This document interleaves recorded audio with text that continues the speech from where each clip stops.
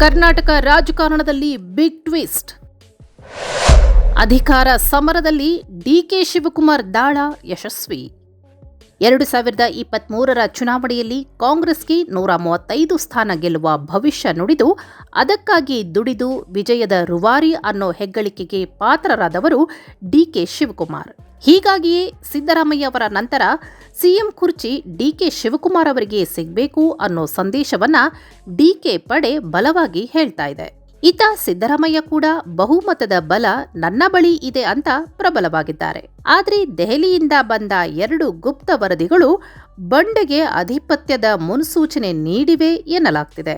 ಹಾಗಾದ್ರೆ ಹೈಕಮಾಂಡ್ ಡಿಕೆಶಿಗೆ ಏನು ಭರವಸೆ ನೀಡಿದೆ? ಸಿಎಂ ಬದಲಾವಣೆ ಆಗುತ್ತಾ ಅನ್ನೋದರ ಕುರಿತು ಒಂದು ಸ್ಟೋರಿ ಇಲ್ಲಿದೆ ನೋಡಿ.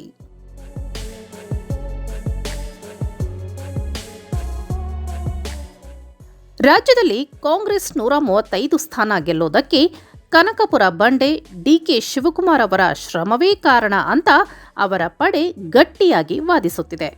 ಹಾಗಾಗಿಯೇ ಸಿದ್ದರಾಮಯ್ಯ ಅವರ ನಂತರ ಸಿಎಂ ಕುರ್ಚಿ ಡಿಕೆ ಶಿವಕುಮಾರ್ ಅವರಿಗೆ ಸಿಗಲೇಬೇಕು ಅನ್ನೋ ಪ್ರಮುಖ ಸಂದೇಶ ರವಾನೆ ಆಗ್ತಿದೆ.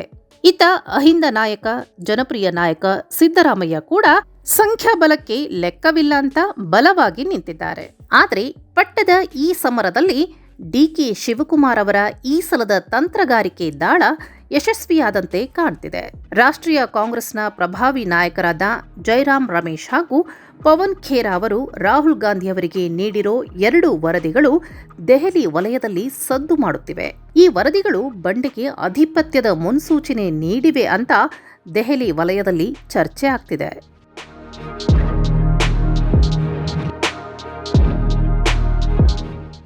ಇತ್ತೀಚೆಗೆ ದೆಹಲಿ ಭೇಟಿ ವೇಳೆ ಸೋನಿಯಾ ಗಾಂಧಿ ಅವರು ಡಿಕೆ ಶಿವಕುಮಾರ್ ಅವರಿಗೆ ಪ್ರಮುಖ ಸಂದೇಶದೊಂದಿಗೆ ಅಭಯ ನೀಡಿದ್ದಾರೆ ಅನ್ನೋ ಸುದ್ದಿ ಕೇಳಿ ಸಿದ್ದರಾಮಯ್ಯ ಪಡೆ ಅಚ್ಚರಿಗೊಂಡಿದೆ. ಈ 10 ನಿಮಿಷಗಳ ಮಹತ್ವದ ಸಭೆಯಲ್ಲಿ ನ್ಯಾಷನಲ್ ಹೆರಾಲ್ಡ್ ಪ್ರಕರಣದ ಜೊತೆಗೆ ಅಧಿಕಾರ ಹಂಚಿಕೆಯ ಮಾತುಕತೆಯೂ ನಡೆದಿದೆ ಎನ್ನಲಾಗ್ತಿದೆ. ರಾಹುಲ್ ಗಾಂಧಿಯನ್ನೇ ನೆಚ್ಚಿಕೊಂಡಿರುವ ಸಿದ್ದರಾಮಯ್ಯ ಪಡೆ ರಾಹುಲ್ ಗಾಂಧಿಯವರ ವಿಶೇಷ ಪ್ರಸ್ತಾವಕ್ಕೂ ಮುನ್ನ ನಾಯಕತ್ವದ ಬದಲಾವಣೆ ವಿಚಾರಕ್ಕೆ ಪೂರ್ಣ ವಿರಾಮ ಇಡಲಿದ್ದಾರೆ ಅಂತ ಹೇಳಲಾಗ್ತಿದೆ. ಇದೇ ಸಂಗತಿ ಈಗ ಸಿದ್ದರಾಮಯ್ಯ ಪಾಳೆಯದಲ್ಲೂ ಪ್ರತಿ ದಾಳಿಗೆಗೆ ಹೊಸ ಯೋಜನೆಗಳನ್ನು ರೂಪಿಸಿಕೊಳ್ಳೋ ತವಕದಲ್ಲಿದೆ.